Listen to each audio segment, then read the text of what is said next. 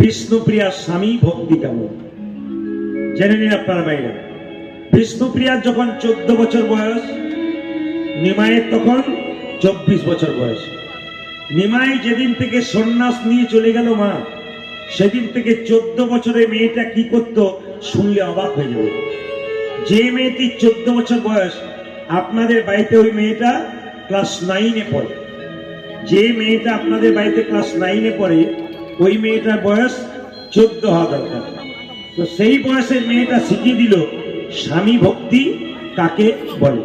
জেনে নিন, যেদিন থেকে বিষ্ণুপ্রিয়া দেখলো নিমাই সন্ন্যাস নিয়েছে, ভোর 4টের সময় ঘুম থেকে উঠতো। আপনারা অনেকে শীতের দিনে কখন ওঠেন? 6টা, 7টা, 8টা বেজে যায়, কিন্তু বিষ্ণুপ্রিয়া উঠতো কটায় মা? ভোর 4টের সময়।